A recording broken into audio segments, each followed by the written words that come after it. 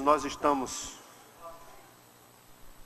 no segundo momento da nossa carta e eu quero ler mais alguns versículos com vocês.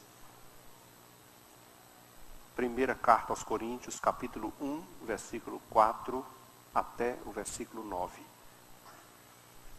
Vamos seguir.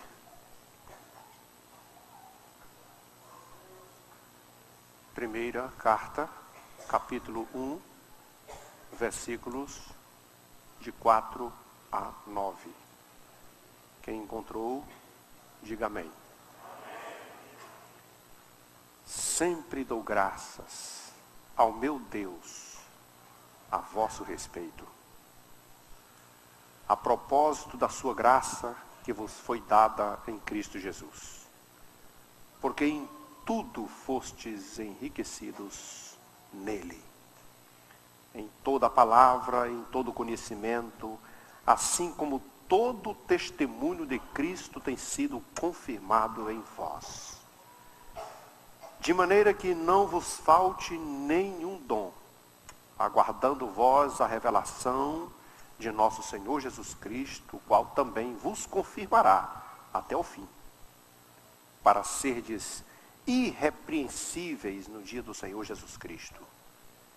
Fiel é Deus, pelo qual fostes chamados à comunhão de Jesus Cristo, seu Filho, nosso Senhor.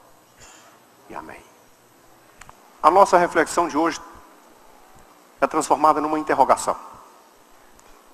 Uma interrogação que, ainda no começo da introdução, nós percebemos que o apóstolo Paulo conseguiu colocar nas 3 primeiras linhas, nos 3 primeiros versículos, todo o teor da sua carta.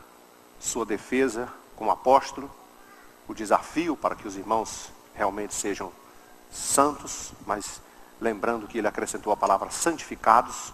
Ele tirou os santos dos Filipenses e de outras epístolas e colocou os santificados, porque ele não queria dar esse mérito aos coríntios, porque o mérito de fato não é do ser humano, é do Senhor. Mas a pergunta que me vem logo ao ler o versículo assim: sempre dou graças a Deus, ao meu Deus a vosso respeito, é porque eu olho para o texto da carta. Eu acredito que você conhece também o teor de toda a epístola. Você olha para todo o contexto da carta e você faz logo uma pergunta: por que ações de graça?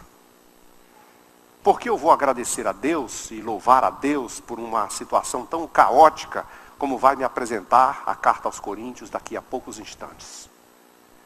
Então eu fico observando que o apóstolo Paulo tem uma habilidade muito grande com as linhas e traduz esse raciocínio para o nosso entendimento da seguinte maneira: se ele tivesse olhado para o mérito dos irmãos lá em Coríntio, ele jamais teria motivo para ação de graças. Mas olha, veja como começa o texto: porque em tudo fostes enriquecidos nele. Olha só, dou graças a Deus a vosso respeito, a propósito da sua graça que vos foi dada em Cristo Jesus, ele, somente ele. Porque Paulo, em hipótese alguma, tentou centrar a sua visão, focar o seu raciocínio na pessoa dos coríntios, nos homens e nas mulheres que lá congregavam. Porque quando nós nos focamos nas pessoas, nós nos decepcionamos, nós nos frustramos e nós mostramos que somos instáveis no contexto do Evangelho, porque todos os homens são falhos, todos os homens erram, todos os homens mentem. A Bíblia diz que se alguém disser que não mente, já é uma mentira. Se alguém disser que não peca, já está pecando, porque o ser humano é assim. Mas o nosso foco, em hipótese alguma, pode estar no ser humano. Nós temos que nos focar no Senhor. Então as interrogações serão respondidas, esta interrogação será respondida da seguinte forma: por que eu estou dando graças a Deus pela igreja de Corinto? A resposta de Paulo seria: porque eu me concentro no Senhor e não nas pessoas. Segunda coisa, porque toda a riqueza espiritual não procede do homem, mas de Deus. É Cristo Jesus, o dono de toda a riqueza. Nós observamos semana passada que nele estão escondidos todos os tesouros da sabedoria divina. Não é de ninguém, não é pelos méritos humanos, não é pelos nossos estudos, não é pela nossa dedicação, não é pelos nossos jejuns, pelas nossas orações, pelos esforços humanos, mas simplesmente por ele. todas as coisas foram feitas nele, por ele, sem ele nada do que foi feito se fez. Então, Paulo está focando isso. Só que no final do texto, é quase que uma mudança de raciocínio, quando ele chega ao versículo 9, e eu chamei isso aqui, dizendo o seguinte, que além de tudo, ou seja, mesmo que nós estamos conscientes de que devemos nos concentrar no Senhor e que toda a riqueza procede dele, mas aí vem um desafio. O maior desafio do cristianismo. E os coríntios não podiam ficar imunes a esse desafio, não poderiam ser isentados dessa responsabilidade. Porque todos nós, servos de Deus, homens e mulheres, grandes e pequenos, pobres e ricos, negros e brancos, todas as pessoas que estão na face da terra e têm dedicado suas vidas e dizem assim, eu sirvo ao Senhor, então escutem bem essa palavra. Nós fomos chamados para ter comunhão com Cristo Jesus.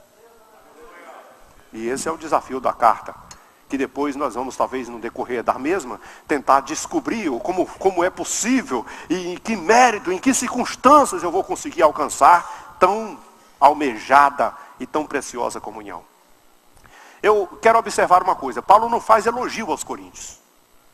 Não há aqui vamos dizer assim, porque às vezes a gente olha assim, não, Paulo começou a carta aos Coríntios e foi logo dando assim uma aliviada, foi logo dando assim uma elogiada, que é para os irmãos ficarem assim, encher a bola, né? Mas não se percebe isso. Ele foi muito cuidadoso nesse aspecto, ele mostrou a sua visão, mostrou o seu apostolado, reivindicou a autoridade do seu ministério, chamou que os irmãos foram santificados em Cristo Jesus, desafiou cada um deles, e depois ele não faz nenhum elogio, porque ele não coloca nenhum mérito. Ele diz, sempre dou graças a meu Deus, a vosso respeito, a propósito da sua graça, ou seja, a propósito da graça de Cristo que foi dada a vocês.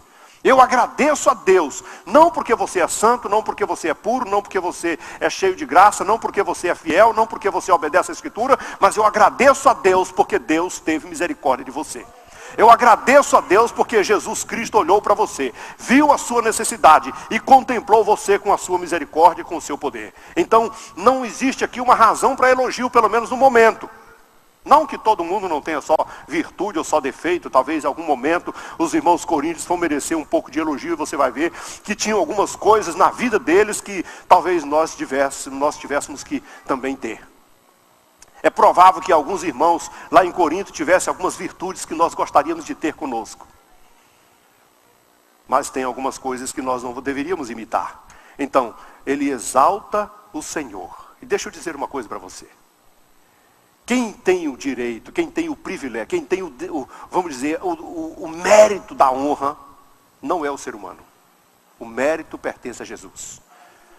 Toda vez que você fizer um culto a Deus, toda vez que você se reunir no recinto do Senhor, olha, pode ser a maior figura humana, pode ser o mais importante, pode ser o mais famoso, pode ser o melhor pregador, pode ser o melhor cantor, pode ser quem quer que seja. Não faça tietagem a ninguém, porque só um merece toda a honra e toda a glória, e esse um se chama Jesus de Nazaré. Ele é o único que é digno da adoração. Queridos, parece que o cristianismo de hoje tem tomado as situações. De vez em quando a gente vê, por exemplo, eu já vi na televisão, olha, está tendo aí um grupo de gospel e famoso que está cantando na esplanada dos ministérios e aqui estão os... Como é que chama aí? Os fãs? O fã-clube? E um dia eu vi o repórter perguntar assim, eles estão aqui para ver o seu ídolo. Parece que nós estamos copiando a mesma ideia do mundo, em que os cantores, que os pregadores, que as pessoas que fazem sucesso no nosso contexto, são também chamados de ídolos, porque também são adorados, são venerados, são reverenciados, como se tal fosse alguma coisa. E é preciso que nós entendamos uma coisa.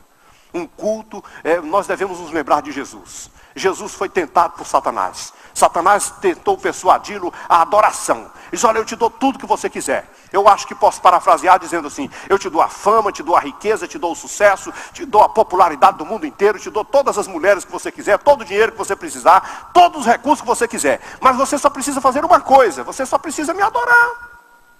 Uma coisa simples, ajoelhou, adorou, te adoro, acabou, está resolvido. Mas Jesus deu como resposta o seguinte, está escrito, que ao Senhor teu Deus adorarás, e somente a Ele prestarás o teu culto. Ninguém é digno de culto. Jesus é o único que merece culto, é o único que merece adoração, é o único que merece exaltação. E se aconteceu alguma coisa de boa na sua vida, foi por causa dele. Se você alcançou misericórdia, foi por causa dele. Se você foi curado, foi por causa dele. Se você foi transformado numa nova criatura, foi por causa dele. Se você foi usado como instrumento dele para cantar, para pregar, para louvar, para fazer qualquer coisa, foi por causa dele, do amor dele, da graça dele, do poder dele, da misericórdia dele, da ação dele. E só ele tem que ser adorado e louvado. Só ele merece que nós cantemos santo, santo, santo, santo é o seu nome, e toda a terra está cheia da sua glória. Nada além dele, porque nele foram feitas por ele todas as coisas. Sem ele nada do que foi feito se fez, e tudo é para ele, por ele e para ele. E eu acho que Paulo começa a traduzir isso na cabeça dos irmãos. Começa a traduzir isso para o entendimento dos irmãos em Coríntios, dizendo, talvez tirando fora os elogios e colocando que nele estão concentradas todas as coisas. Mas Paulo quer dizer uma coisa: nós não estamos aqui concentrados nas falhas humanas também não. Nós não estamos aqui provocando desânimo, porque quando nós nos concentramos nas falhas humanas, nós provocamos o desânimo. Se eu disser, olha, você poderia ser bom, mas não foi, porque você não fez isso, porque você não orou muito, porque você não jejuou muito, porque você não fez isso, então eu desanimo. Ah, meu Deus, eu não consigo fazer isso, eu estou perdido. E provavelmente se Paulo chegasse para os irmãos coríntios, vocês estão todos perdidos, porque vocês se procederam de maneira avarenta, corrupta, imunda, imoral, e vocês não podem andar assim. Talvez os irmãos coríntios dissessem, então a gente não precisa mais da igreja, a gente não precisa mais servir a Deus, a gente pode desistir da fé. Mas Paulo não levou por esse lado, não concentrou o seu raciocínio e não focou a sua visão nos defeitos deles, na vida deles, no caráter deles, na personalidade deles. Ele focou tudo em Cristo Jesus. Vocês são abençoados por Jesus, vocês foram alcançados por Jesus, vocês foram perdoados por Jesus, vocês foram transformados por Jesus, e Jesus é muito bom e está aqui no vosso meio. É isso que ele precisa passar, e é isso que nós passamos. Jesus, somente ele, é o responsável por eu e você estarmos aqui nessa noite. Só ele nos deu esse privilégio. Só por causa dele nós fomos perdoados, porque ele pagou o preço na cruz do Calvário. Só por causa dele nós fomos enriquecidos da sua graça e dos seus dons. Então Paulo diz assim, olha, eu não tenho motivo, eu acho que poderia dizer assim, eu não tenho motivo para falar bem de ninguém aqui, mas eu posso dizer uma coisa: há alguma coisa boa em você, e a melhor de todas é que Jesus deu a oportunidade de você conhecer o Evangelho. E aí então ele apelou para o segundo argumento e diz o seguinte: porque vocês foram enriquecidos. E o que é enriquecidos? Às vezes nós cantamos aquela canção que diz assim, eu era pobre e perdido. Eu era todo, cego, pobre, desfalecido, sem expectativa, sem sucesso, sem nenhuma visão do futuro, sem nenhum direito à vida eterna. De repente o Senhor Jesus me resgatou e me deu uma outra vida. Me deu uma outra oportunidade. E aí ele disse assim, você era muito pobre, mas eu agora vou torná-lo muito rico. Você se lembra de Mefibosete? Foi encontrado lá num bairro, lá num ambiente mais complicado que tinha, mais pobre, de mendigos lá em Lodebar. E então ele era um dos mais pobres que alguém possa imaginar. Além de ser paralítico coxo de ambos os pés, as pernas. Aí alguém chega lá e pega aquele resto humano, que vem para cá se tremendo de medo, dizendo, meu Deus, o rei vai me matar, porque eu sou descendente do rei. Aí ele chega lá e coloca assim, mas eu sou pobre, eu sou um miserável, eu sou um cão morto, ele usou a expressão. Mas aí Davi disse assim, não mais, agora você é rico, agora você vai morar nesse palácio, agora você vai se assentar na minha mesa, agora você vai ter todas as honras que tem o general e todos os príncipes dessa corte, agora você vai ser honrado, bem vestido, ornamentado, agora você vai ter o privilégio de ser respeitado por todos os súditos do rei, porque agora, de hoje em diante, na hora que eu me sentar na mesa para as refeições, você vai sentar nela junto comigo.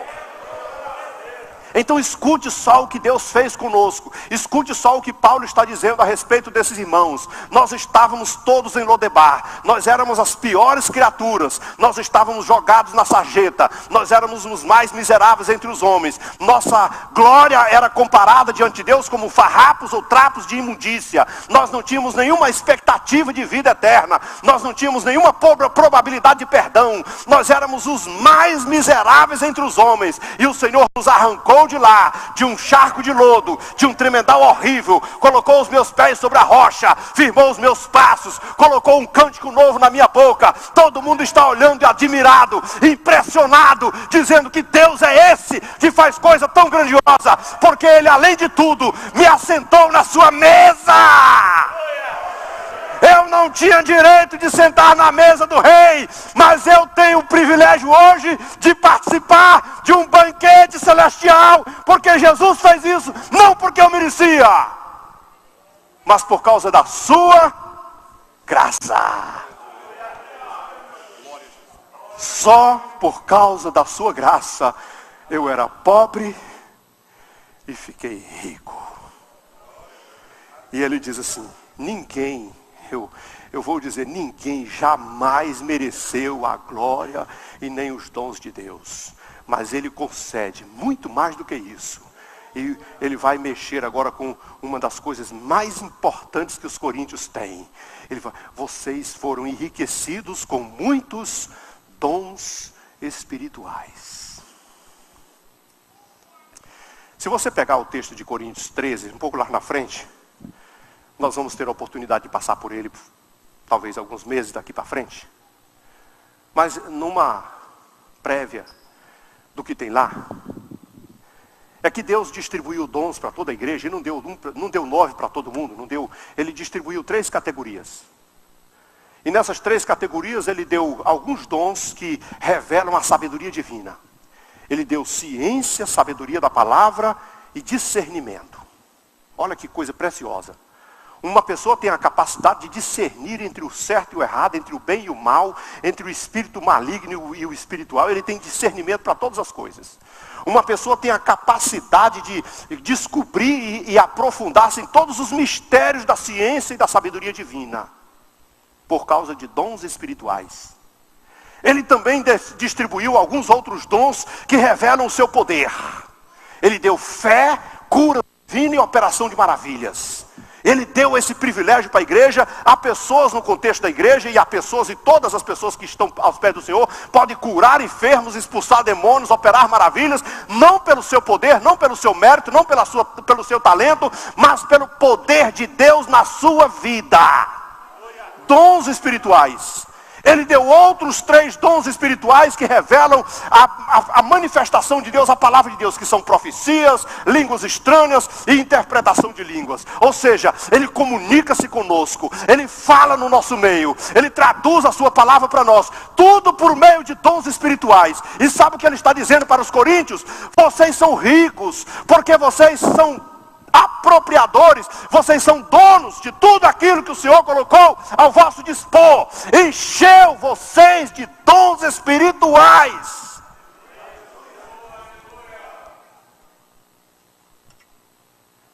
E é claro que os coríntios já foram lembrados, não foi por mérito próprio.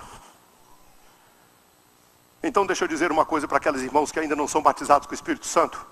E muitas vezes diz assim, eu não sou batizado, o que é que está faltando na minha vida, meu Deus? Eu vou ter que fazer muito jejum, muita oração, eu vou ter que pedir perdão para tanta coisa. Não está muito relacionado para isso, está muito mais relacionado com a sua fé. Porque Deus não dá dons espirituais porque você é bom. Deus não dá dons espirituais porque você é santo e perfeito. Deus não te dá dons espirituais, não te batiza com o Espírito Santo só porque você anda corretamente e obedece todos os mandamentos e segue tudo na risca. Deus te dá dons espirituais e te batiza com o Espírito Santo porque Ele é bom, porque a sua graça é abundante e porque Ele quer fazer isso para te enriquecer com toda sorte de bênçãos espirituais. E você não tem que ter mérito para isso, porque eu não tenho. Os pastores que estão aqui que receberam também não têm. Nem Nenhum crente que fala em língua estranha tem. Nós não temos nada. Nós somos tão semelhantes a todos os outros. Mas o Senhor, pela sua infinita graça, derramou a sua abundante glória sobre nós. E derrama sobre toda a sua igreja. E batiza, e dá dons espirituais, e renova, e transforma, e enche do seu poder. Por causa dele, da graça dele, do poder dele, da honra dele, de tudo dele. Você quer receber? Glorifique o nome dele, porque ele está aqui para te abençoar.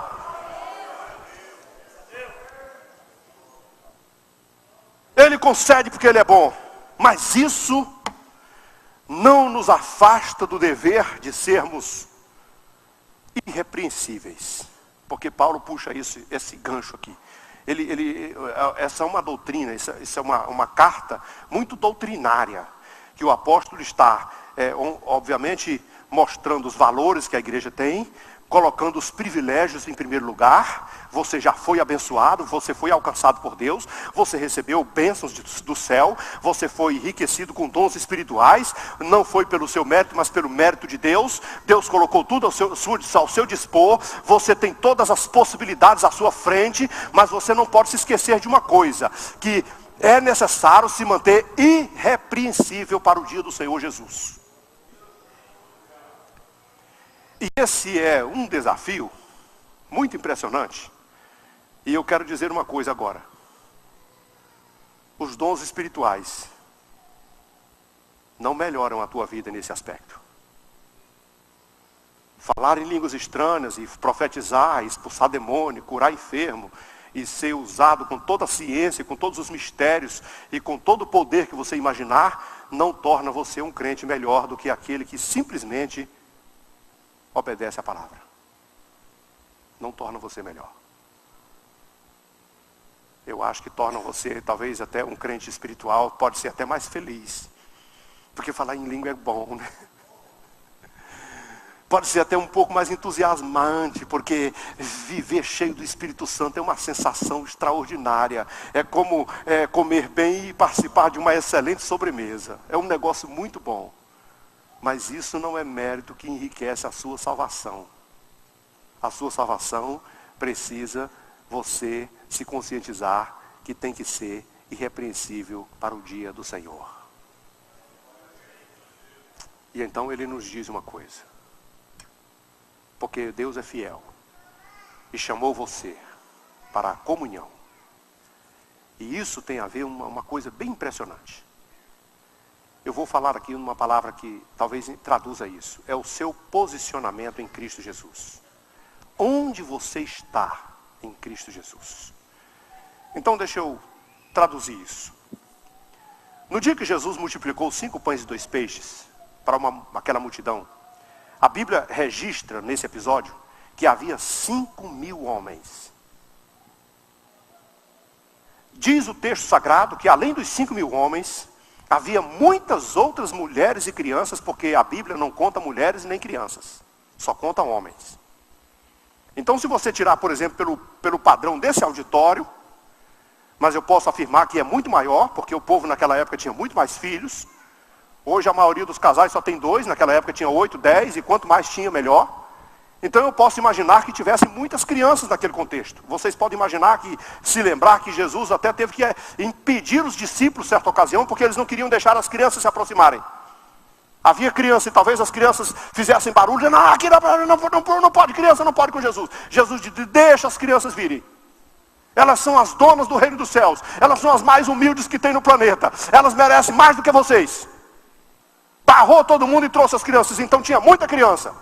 Tinha muita mulher. Então eu posso, sem medo de errar, pelo menos mais de 10.000 pessoas tinha ali. E eu sempre gosto de lembrar desse aspecto. Quando eu começo a refletir sobre isso, eu fico pensando o seguinte. Deus ama todos. Jesus ama todas as pessoas, certo? Mas o nosso posicionamento nele é diferente. Onde eu estou posicionado? Porque um dia Jesus fez uma seleção.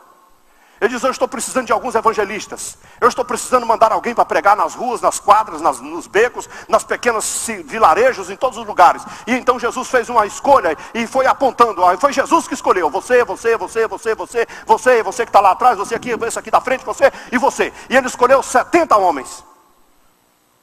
E desses 70 homens, ele diz, faz umas duplas aí, de talvez umas 35 duplas, de 2 para lá, 2 para cá, 2 para lá, 2 para cá, e sai evangelizando para todo mundo, e falando do evangelho, não precisa nem levar sacola, nem alforje, nem nada, vocês vão ser sustentados pelo Senhor. E olha, se tiver pessoas endemoniadas, repreenda os demônios. Se tiver pessoa enferma, cura as enfermidades. Qualquer coisa é só usar o meu nome.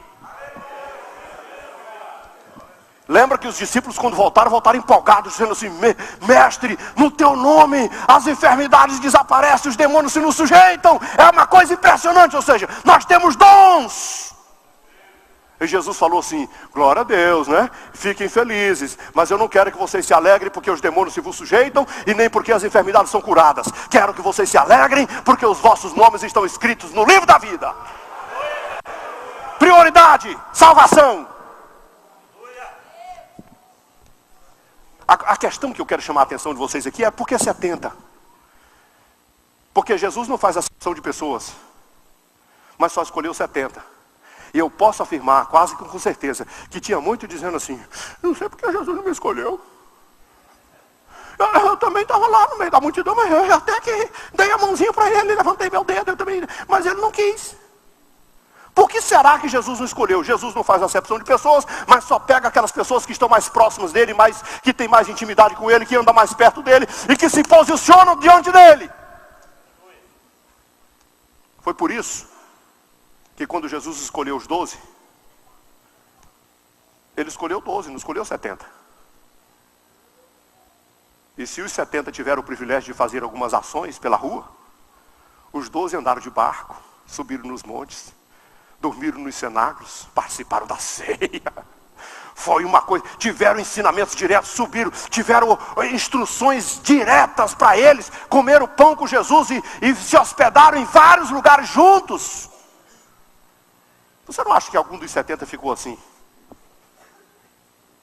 Poxa, eu também queria ser um dos 12. Você se lembra daquela política com Moisés? Eu também queria ser sacerdote, claro que queria. Mas por que Jesus não escolheu 70? Por que Jesus não escolheu 13, por exemplo? 14, 15, 20? Por que ele não acrescentou pelo menos os 25, 24? 8? A mais? Alguma coisa a mais? Não. Jesus escolheu 12. Eu quero dizer uma coisa para você. Ele não faz acepção de pessoas. Mas ele escolhe quem está perto dele. Quem se posiciona nele. Quem tem comunhão com ele. Quem acredita nele, quem vive perto, que tem confiança na sua palavra, quem ele pode arriscar e confiar. E é claro que os seres humanos são errados. Você sabe que no meio dos 12, um traiu a Jesus e foi uma coisa caótica. O outro negou a Jesus na hora do desespero. Tinha um que Jesus ressuscitou e ainda estava duvidando se Jesus tinha ressuscitado ou não.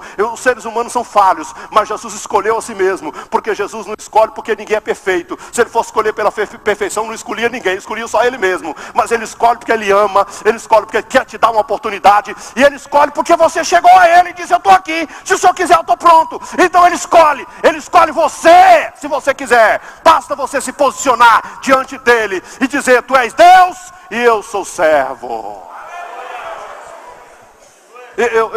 Cada dia que passa, quando eu penso no posicionamento, eu estou falando de comunhão. Lembra só, fiel é Deus pelo qual foste chamados à comunhão de seu Filho. Tinha 10.000, Jesus pegou 70. Tinha 70, Jesus tirou 12. Mas teve umas ocasiões que foi muito mais complexo do que isso. Jesus ia ressuscitar a filha de Jairo, a multidão era muito grande, tinha gente imprensando para todo lado. Jesus falou, tem que ficar gente aqui. Não posso levar essa multidão toda, está atrasando muito a jornada. Fica todo mundo aqui, vem comigo só 3. Pedro, Tiago e João. Mas só 3, só eles. Tá bom. Eles têm pressa, tem que resolver o problema. Vai, Pedro, Tiago e João, vai para lá, resolve o problema. Jesus vai lá, ressuscita a moça e Jesus deixa só Pedro, Tiago e João ver essas coisas todas. Outro dia Jesus fala assim, eu tenho um negócio muito especial ali, eu vou subir no monte ali, e vai ser um negócio extraordinário, irmãos. Aquele momento da transfiguração foi o momento mais glorioso que Jesus viveu aqui na terra. Porque se encarnação é Deus virando homem, transfiguração é o homem virando Deus. Aqueles 3 discípulos viram o próprio Deus em pessoa. A Bíblia diz que a roupa de Jesus brilhava como o claror de uma luz. Além de que eles viram Moisés e Elias ali perto. Então eles tiveram uma espetacular experiência, como nenhum outro já teve. Quem estava lá? Pedro, Tiago e João. por que ele não chamou o Tomézinho, coitado? Não chamou o pobre do Felipe, o bichinho estava lá, doidinho, Jesus, deixa eu ir. Não, só vai Pedro, Tiago e João. E é assim. Jesus sobe lá na transfiguração e diz, eu vou fazer uma oração muito intensa, e vai os 12 discípulos atrás dele, vamos orar com Jesus, vamos orar com Jesus. Jesus parou lá no meio, lá perto, e disse, aqui, tá, só até aqui. Vocês ficam todo mundo aqui, comigo só vem 3. Pedro, Tiago e João, vem comigo, vamos até mais em cima. Mas não é possível, sempre é os mesmos, por que Jesus só come? Isso é uma panelinha, não é não? É porque Jesus só escolhe aqueles que estão perto dele, posicionados nele, próximo dele, em comunhão com ele, com afinidade dele, e gostam dele, e amam ele, e têm o poder de andar com ele.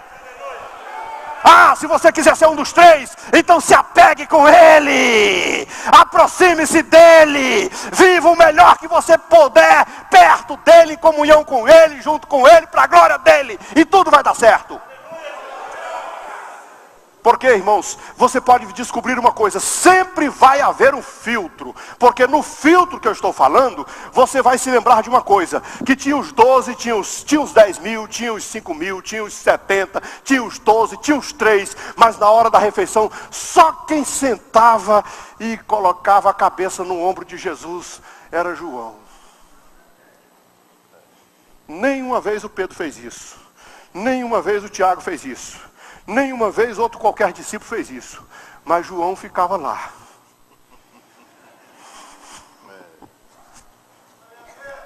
Quando eu falo de posicionamento, é porque eu mostrei isso aqui para você descobrir uma coisa. Onde você está posicionado em Cristo Jesus? Qual é o lugar que você se estabeleceu? Está no meio de uma multidão de 5 ou 10 mil pessoas? Faz parte dos 70 que pelo menos sai por aí evangelizando e falando e pregando, expulsando demônio e curando enfermo no nome de Jesus? Você se acha na condição de ser pelo menos dos 12? Porque 12 não é só um seguidor, 12 é discípulo, 12 é aluno que aprende manhã, tarde, noite, madrugada e vive todas as experiências e toma o cálice da prova. Você tem coragem de ser um dos 3? Acha que está no meio da condição de ver a ressurreição de uma menina, subir no monte da transfiguração? Mas lembre-se, tem que ir para o Getsemane também, no momento que Jesus teve a maior dor da sua vida. Se você quiser, e não depende de mim, e não depende de Jesus, ele não faz acepção de pessoas, mas depende de você. Você pode chegar perto dele o máximo que você puder. É aproximar-se de ter mais comunhão com ele. Tão perto dele, que você pode reclinar a cabeça no ombro dele. E falar baixinho, Jesus, cuida de mim. Não me deixa. Me protege. O Senhor lembra daquela situação que eu estou passando? O Senhor viu aquela dor? O Senhor presenciou aquele caso, o Senhor viu isso, viu aquilo, Senhor Jesus, ó, meu mestre, me ajuda, bem pertinho, e quanto mais perto dele, mais ele ouve, e quanto mais perto dele, mais ele te ama, e quanto mais perto dele, mais ele te protege, e quanto mais perto dele, mais poder você tem, mais graça você tem, quanto mais perto dele, mais unção você tem. Ah, você quer ser um dos homens de Deus, usados por Deus, então se aproxime dele. Porque ele chamou você para a comunhão. Escutem bem, nós estamos entrando no ponto talvez crítico da epístola na próxima semana, mas Paulo trouxe uma reflexão que nos chamou muito a atenção.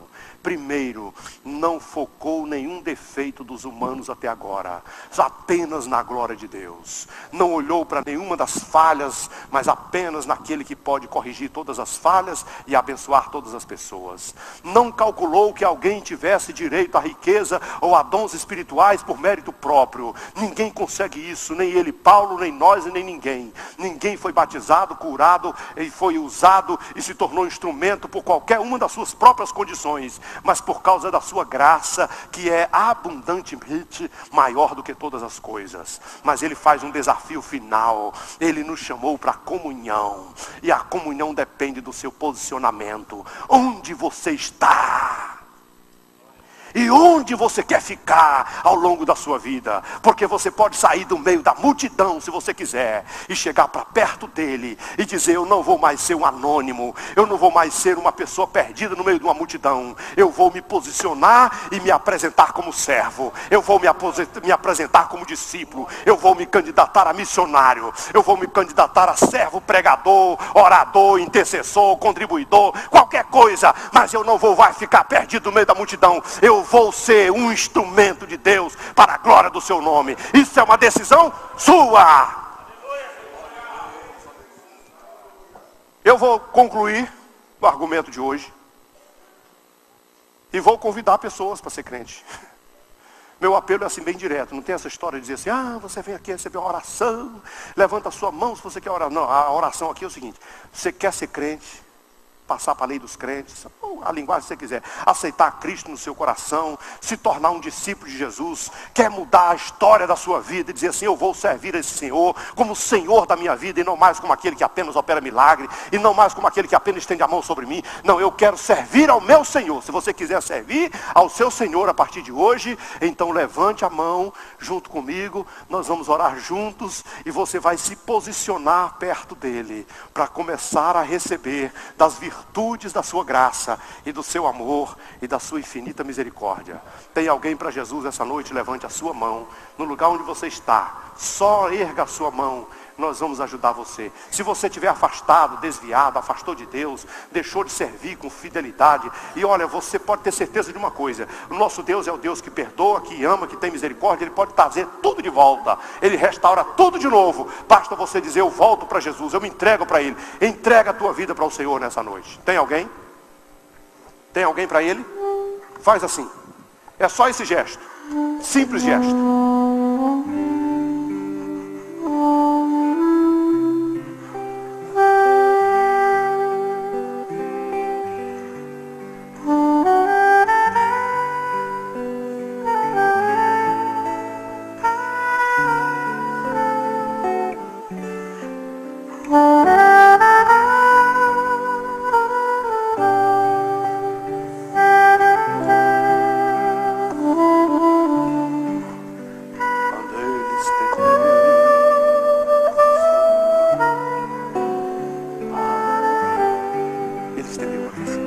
Pode cantar.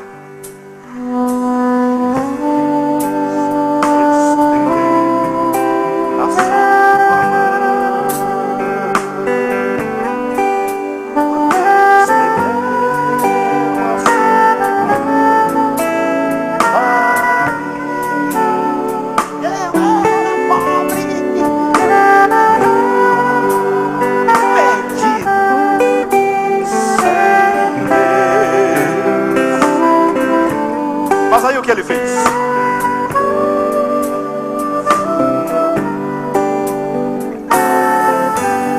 Você não quer aproveitar essa mão estendida e entregar para ele a sua vida?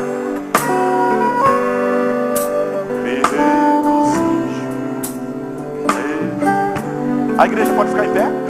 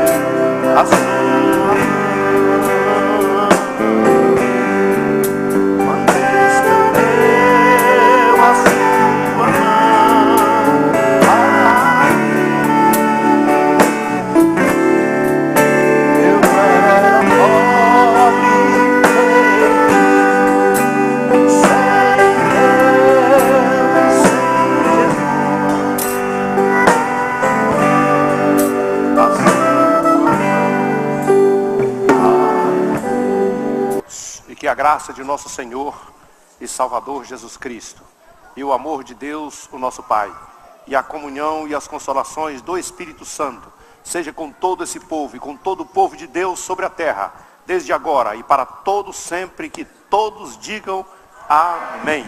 A paz do Senhor para todos os irmãos e até terça-feira.